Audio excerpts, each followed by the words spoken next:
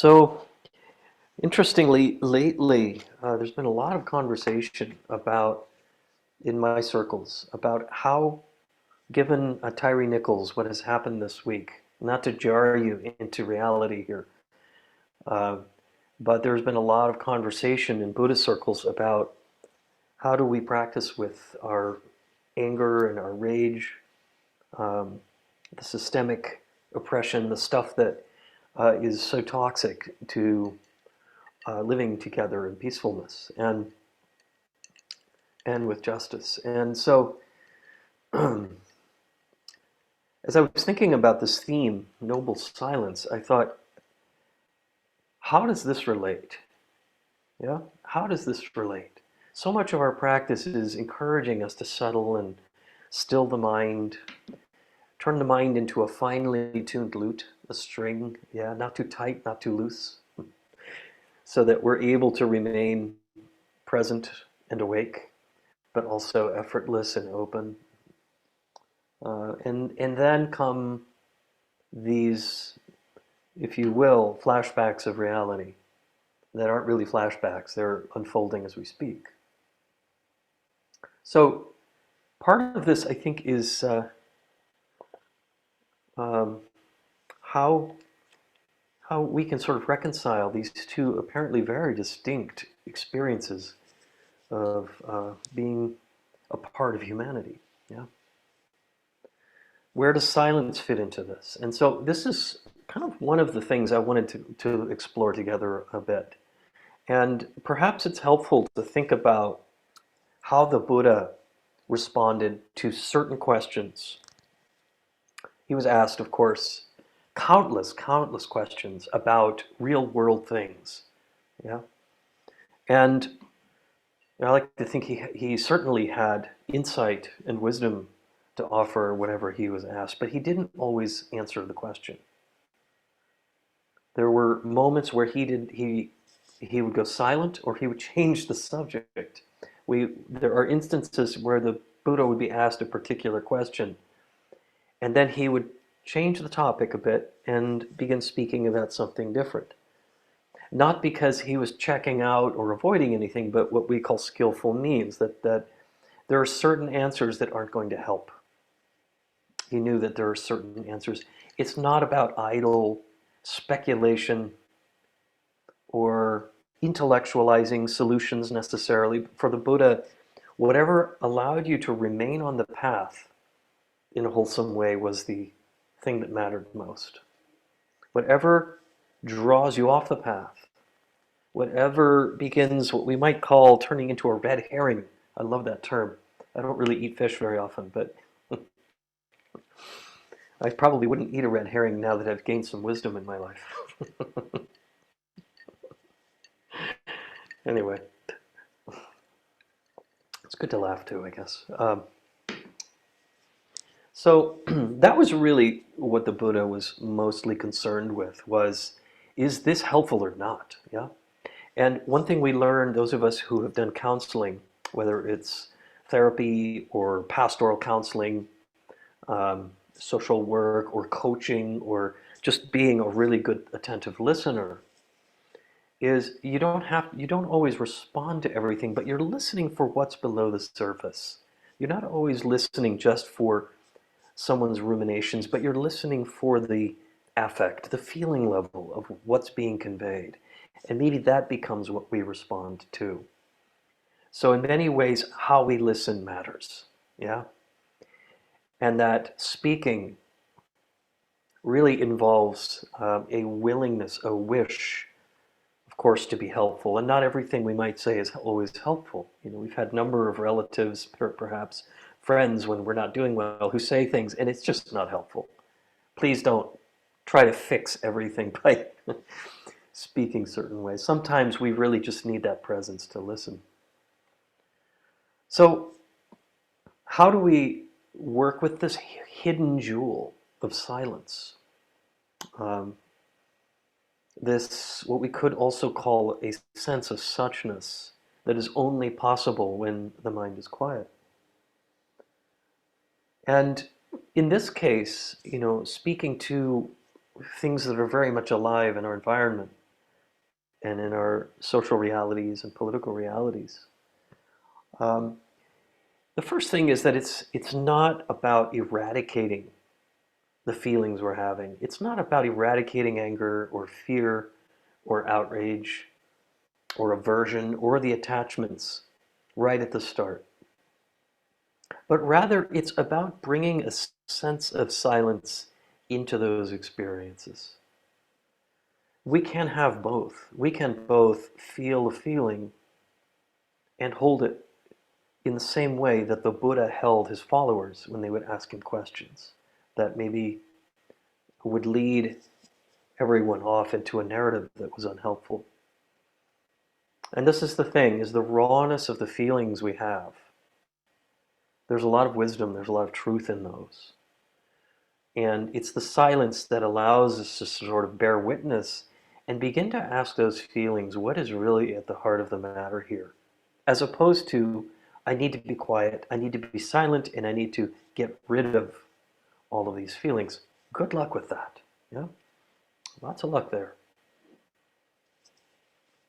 So it's really about a response, more so than a denial of things. And it's a skillful response that arises here, not so much from the ideas that we may spin in circles around, but intuitively, from this quiet place arise insights that we may not have had. In other words, is there an insight here to practice with in this feeling I'm having? How might this inform how I respond? You know?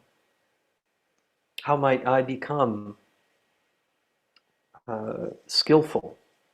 If I choose to speak, what helps, as opposed to just complaining or playing the narrative out because I'm commiserating? And sometimes, I mean, I do this too with my friends and such, you know.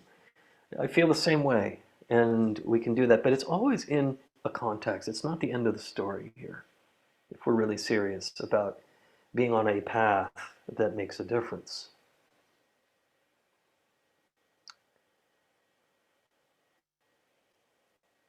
So in many ways, we're being asked in our practice to follow the journey of hidden places. In fact, this place that we're talking about here of noble silence. Um, and part of the endeavor, part of the meaning in Buddhism anyway, in Buddhist psychology, in the great Abhidharma text about consciousness and mind states, it's a unification of the mind rather than a selecting preferred states or a denial of certain experiences, but it's a bringing together, a gathering in back to the center, mind and body and speech, all of these things together. Um, there is also one of the sort of the Noble Eightfold Path of right speech. Yeah. There's also a precept in one of the 5 precepts, not lying. Yeah. But right speech has 4 overall categories that the Buddha taught. Number 1 is what I mentioned: no lying. Yeah. Even white lies, not because it's morally wrong, but because what we're doing is we're trying to cultivate skillfulness in being truthful and doing it compassionately, doing it with some kindness.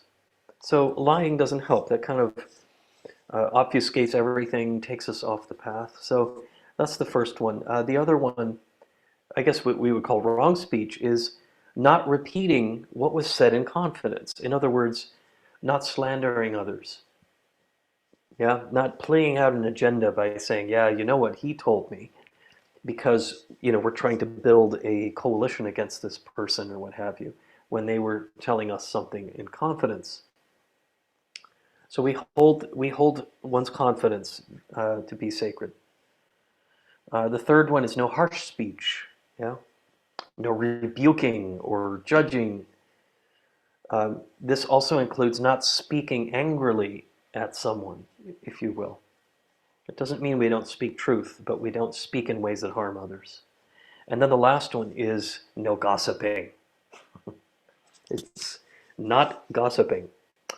Apparently, this has been a problem for 3,000 years or so. So you're not alone if you get caught into this one. Well, there's a long history of humans doing this. So I would add a fifth category here. As part of right speech, silence. After all, this is what the Buddha displayed. He displayed, on occasion, a response that was quiet.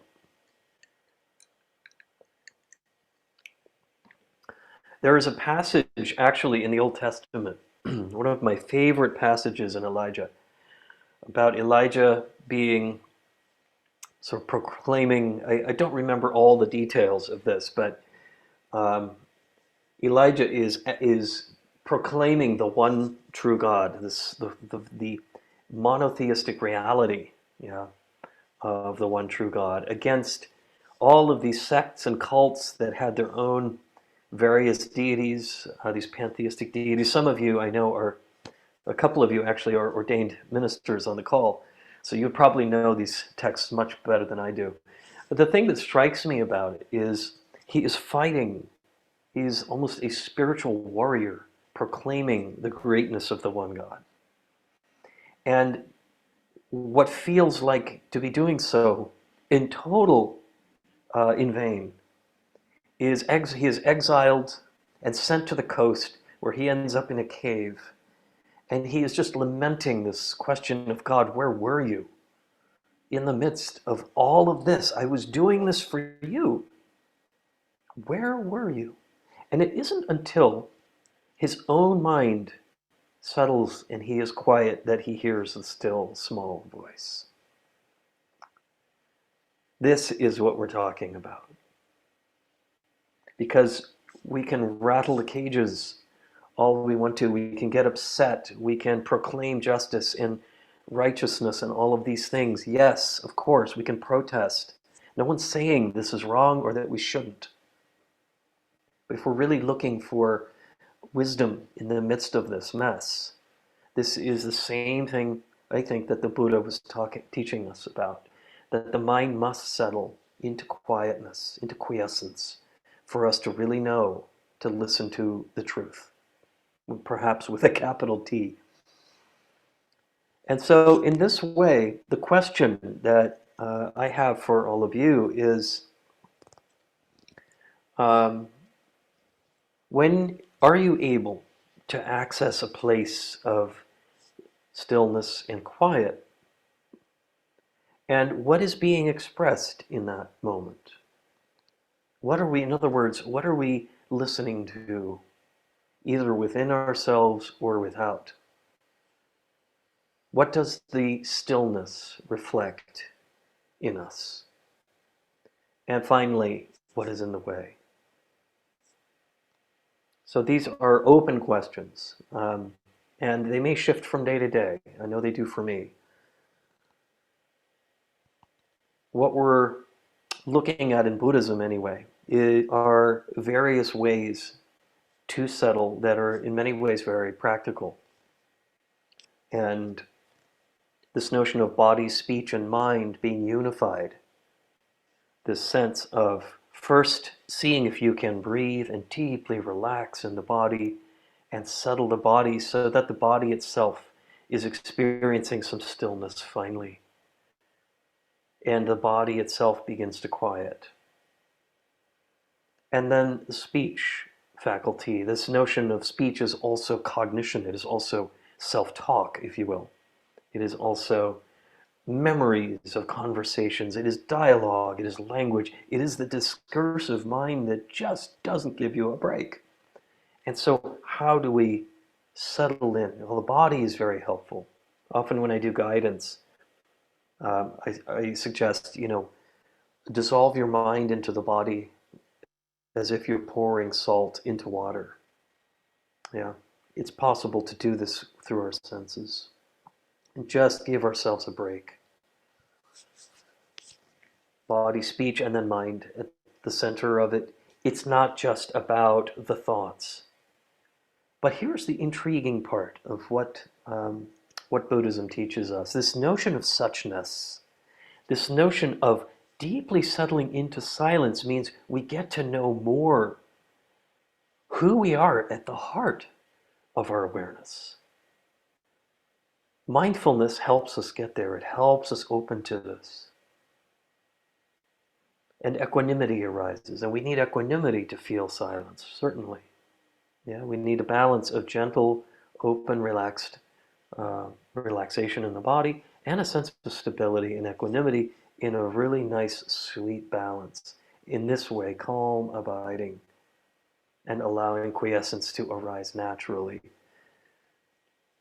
Ultimately, a couple of other factors that are helpful is acceptance. And in this case, it doesn't mean accepting, or rather a resignation, yeah?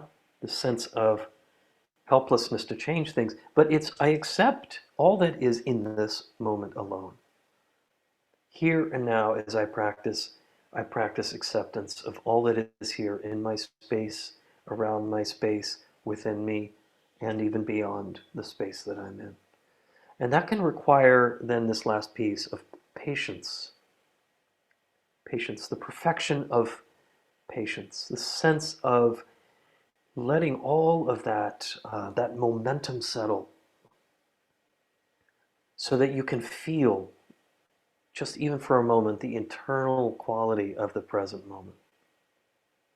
Opening wide, opening deeply to this eternality of the present. That is, after all, our ultimate truth, being in the present.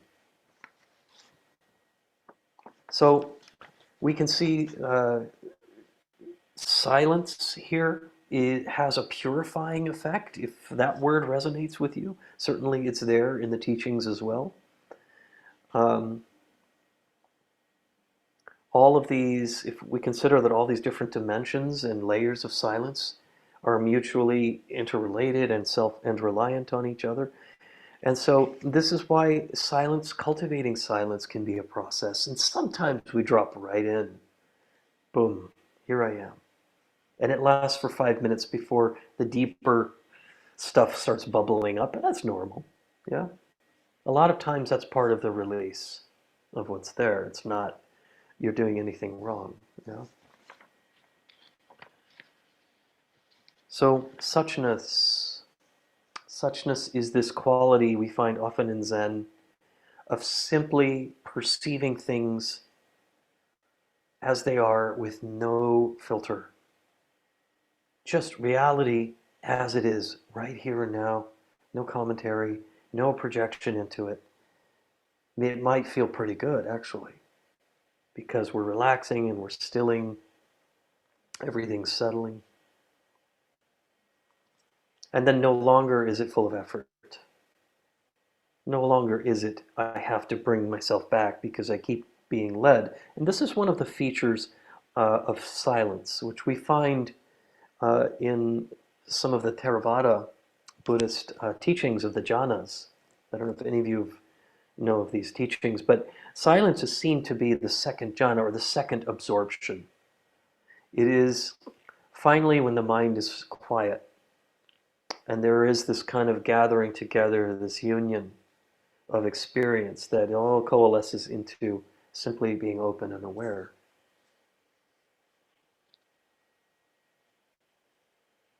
So the last thing I'll say is that Thich Nhat Hanh, one of my favorite authors and teachers, the late Thich Nhat Hanh, he has said that sometimes not talking is not noble. We must speak. After all, he was an activist, and he was someone who fought tirelessly for peace, as well as for enlightenment and for well-being, through his poetry, his books, his writings, his teachings, his presence. And so we're not saying that you always have to respond to difficult circumstances or injustices by not saying anything. We have to speak, and I think this is what's helpful that he brings as an activist.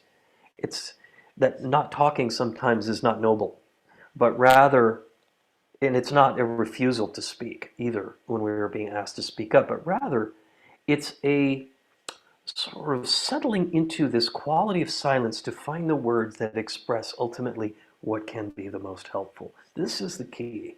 This is what the Buddha asked of us. And working with sounds, we can come to a point where distractions, especially the sounds in our environment, can become great blessings when we're trying to be quiet.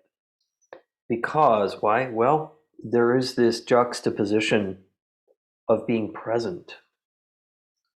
And I don't know for how many of you actually the guidance around just really being fully in this moment and releasing into this moment. But sounds can also do that. They're little signposts that you're here. Your hearing has you here, literally. Um, and in a way, those are good things. So if someone's blasting a car horn outside your window and you're trying to be quiet, think of it as a blessing. It's like a Zen bell, if you will, saying you are here now and you're sensing the present moment, and that sound will go away. It's gone. Rather than putting a narrative to it, like, why can't everybody be quiet right now? Because I am meditating. Yeah. It's no, let those things become mindfulness bells that you're here. Because the sound that you're hearing is now, not yesterday, not tomorrow. And so there's this interesting movement between settling into silence and being present through sound. And we can kind of go back and forth. Yeah. So it's just, it's an attitude, but it's also a way of going, oh, right. Yeah, this isn't disrupting my awareness because my awareness is not capable of being disrupted. It's just there. But the mind itself can say, oh, instead of this being disturbing, this is a sign. Yeah. So